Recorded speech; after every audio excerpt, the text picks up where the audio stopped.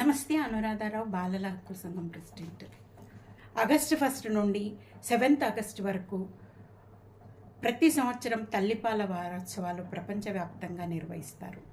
ప్రపంచ ఆరోగ్య సంస్థ మరియు యూనిసెఫ్ సంయుక్త ఆధ్వర్యంలో world alliance for breast feeding action ఈ కార్యక్రమాలను నిర్వహిస్తుంది. అంటే ప్రపంచవ్యాప్తంగా అవగాహన కార్యక్రమాలను విస్తృతంగా నిర్వహిస్తారు. ఈ వారం మొత్తంగా తల్లిపాల ప్రాముఖ్యత గురించి, తల్లిపాల వల్ల ప్రయోజనాల గురించి, తల్లికి ఏ విధంగా ప్రయోజనాలు ఉన్నాయి, బిడ్డకి ఏ విధంగా ప్రయోజనాలు ఉన్నాయి, దానివల్ల ఎలాంటి ఉపయోగాలు ఉన్నాయి అన్నది ఈ అవగాహన కార్యక్రమాల ద్వారా నిర్వహిస్తారు. ప్రతి సంవత్సరం ఒక థీమ్తో వస్తారు. ఈ సంవత్సరం థీమ్ వచ్చేసి breast feeding for sustainable start in life, strengthen what works. అంటే జీవితానికి స్థిరమైన ప్రారంభం కోసం తల్లిపాలు విజయవంతమైన విధానాలను బలపరచడం ఈ సంవత్సరం యొక్క థీమ్. తల్లిపాలన్నవి బిడ్డకు మొదటి హక్కు. బిడ్డ పుట్టిన వెంటనే ఖరీదైన ఫార్ములా కాదు, తల్లిపాలు కావాలి.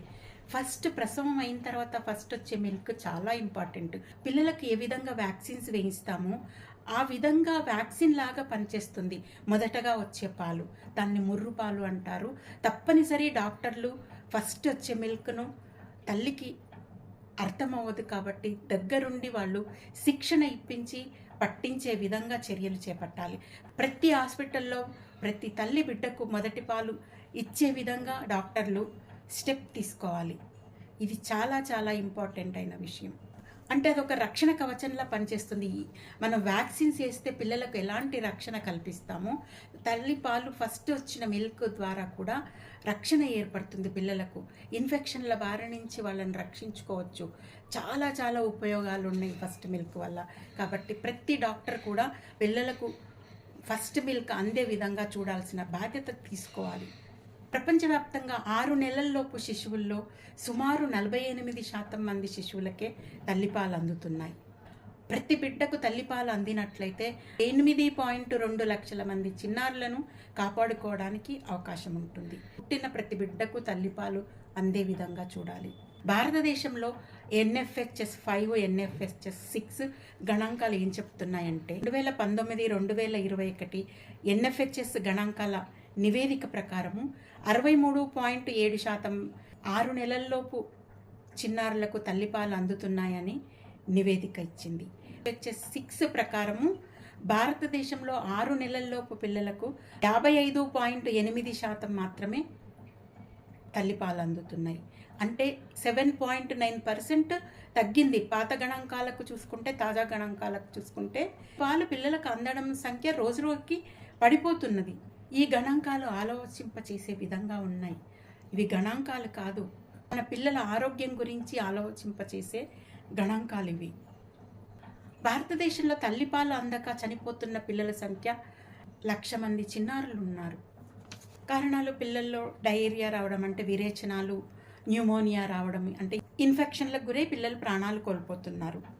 చాలామంది పిల్లలు ఈ ఫార్ములా పాలు తాగించడం వల్ల, అంటే ఫార్ములాలో కలుషిత నీరు కలపడం వల్ల ఆ పిల్లలకు ఇన్ఫెక్షన్ వచ్చి డయేరియా రావడంతో పిల్లలు చనిపోతున్నారు. అట్లాగే పాలు తాగించే విధానంలో కూడా తల్లికి తెలియకపోవడం వల్ల పడుకోబెట్టి పాలు తాగించినప్పుడు ఆ పాలు ఒకేసారి వాళ్ళు పీల్చుకున్నప్పుడు, అంటే ప్లాస్టిక్ నిప్పలతో వాళ్ళు పీల్చుకున్నప్పుడు అధికంగా పాలు నోట్లోకి వెళ్ళడం వల్ల ఆ పాలు గొంతులోకి వెళ్ళకుండా, అంటే లోపలికి వెళ్ళకుండా ఊపిరితిత్తుల్లోకి వెళ్ళి శ్వాస ఇబ్బంది కలిగి పిల్లలు చనిపోతున్నారు.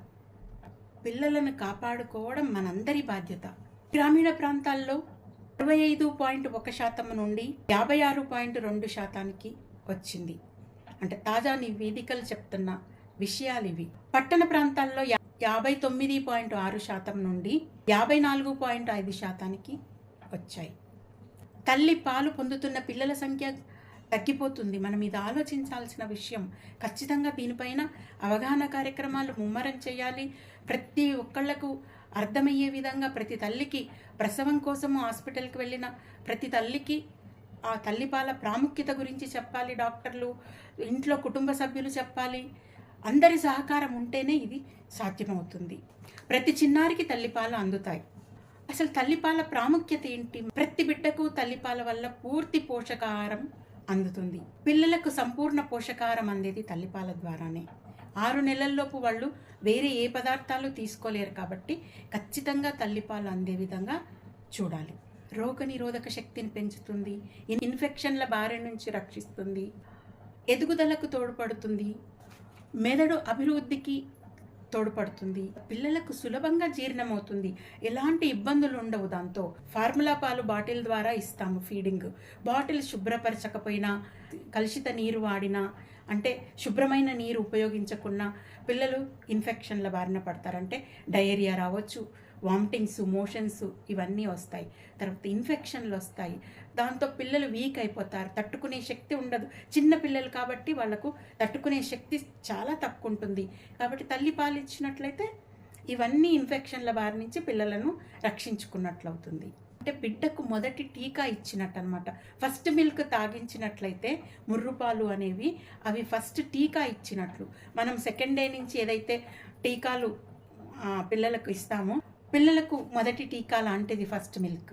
కాబట్టి ప్రతి తల్లి ఫస్ట్ మిల్క్ తాగించాలి పిల్లలకు తప్పనిసరి.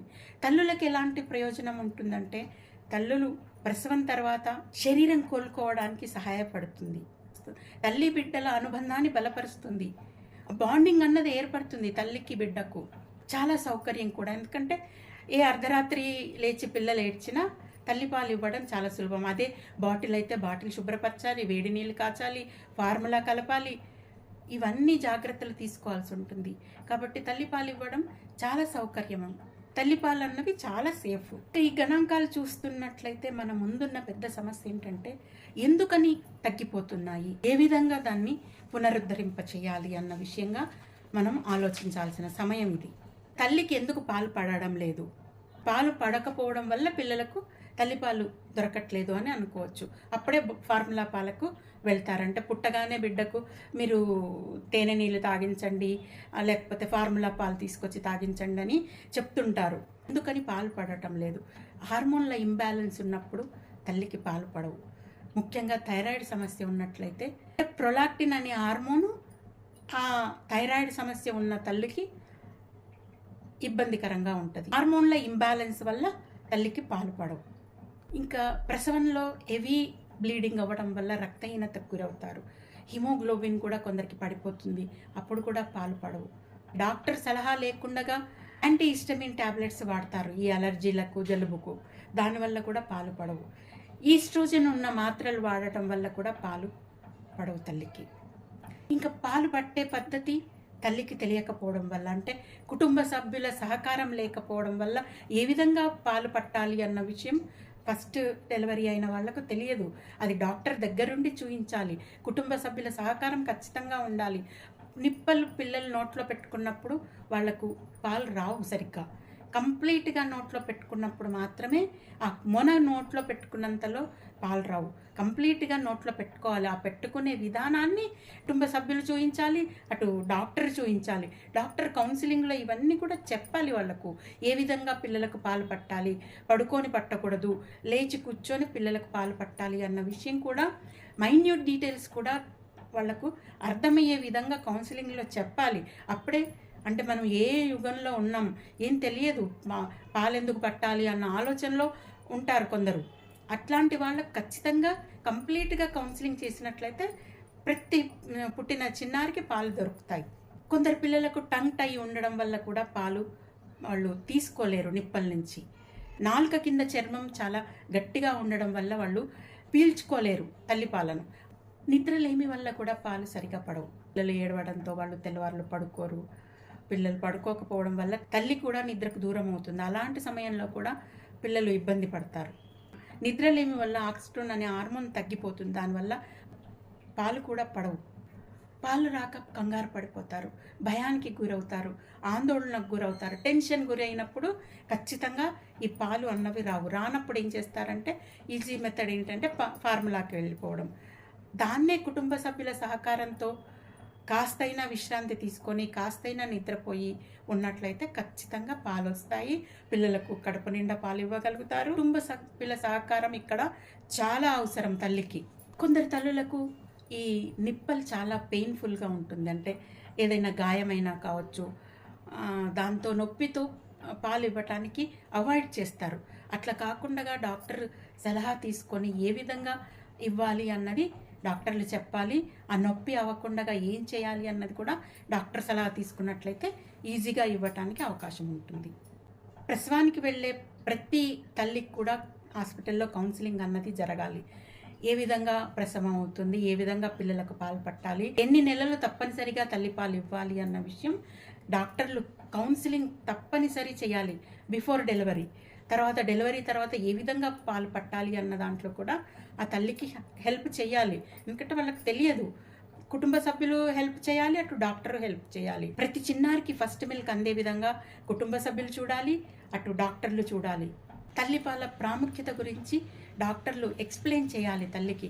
ఏ విధంగా ఈ పాల వల్ల పిల్లలు ఎదుగుతారు, ఏ విధంగా ఇన్ఫెక్షన్ల బారి నుంచి రక్షింపబడతారు అన్న విషయాన్ని కుటుంబ సభ్యులకు చెప్పాలి, అటు తల్లికి చెప్పాలి.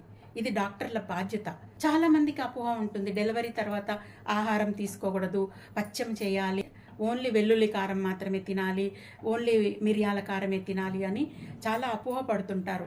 తల్లికి ఎప్పుడైతే సంపూర్ణ పోషకాహారం అందుతుందో పుట్టిన చిన్నారికి పాలు అందుతాయి. లేకపోతే చాలా ప్రాబ్లమ్స్ ఎదుర్కోవాల్సి వస్తుంది. తల్లికి మంచి ఆహారం అందే విధంగా చూసుకోవాలి. ఆ విషయంలో కూడా డాక్టర్లు హెల్ప్ చేయాలి. దీనివల్ల ఏ విధమైన ప్రమాదం లేదు, మీరు సంపూర్ణ పోషకాహారం ఇస్తేనే తల్లికి పాలు ఏర్పడతాయి, పుట్టిన చిన్నారికి పాలు అందుతాయి అన్న విషయం డాక్టర్లు కూడా ఎక్స్ప్లెయిన్ చేసి చెప్పాలి. ఉద్యోగం చేసే తల్లులు కొన్ని నెలలే పిల్లలకు పాలిస్తారు. పాలు పట్టే సౌకర్యం వర్క్ ప్లేస్లో ఉండదు కాబట్టి పాలను 1-2 నెలలు మాత్రమే ఇచ్చి ఆపేస్తారు. కానీ ఖచ్చితంగా యాజమాన్యాలు దీనిపైన దృష్టి పెట్టాలి.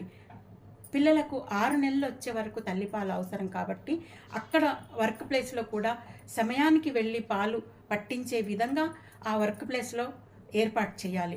డే కేర్ సెంటర్లు పెట్టాలి.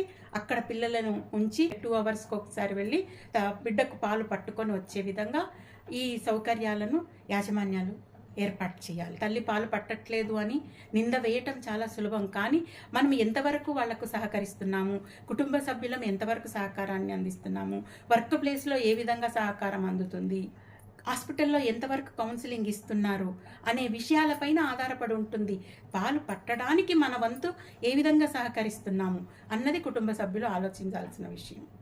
వీటిపైన విస్తృత ప్రచారం జరగాలి, అవగాహన కార్యక్రమాలు ఏర్పాటు చేయాలి. ఇంకా గ్రామీణ ప్రాంతాల్లో ఈ అవగాహన అన్నది చాలా ఇంపార్టెంట్. ఎందుకంటే అక్కడ కూడా గ్రాఫ్ పడిపోతున్నది. ముమ్మరంగా అవగాహన కార్యక్రమాలను ఏర్పాటు చేయాలి, విస్తృతం చేయాలి. పుట్టిన ప్రతి బిడ్డకు తల్లిపాలు అందేలా అవగాహన పెంపొందించడం మనందరి బాధ్యత. ప్రతి చిన్నారికి తల్లిపాలు అందే విధంగా చూడటం సమాజం బాధ్యత, కుటుంబ బాధ్యత. ఈ అవగాహన వారోత్సవాల్లో ప్రతి తల్లి కూడా పుట్టిన బిడ్డకు తల్లిపాలు అందే విధంగా చూడాలని బాలల హక్కుల సంఘం విజ్ఞప్తి చేస్తుంది. Thank you.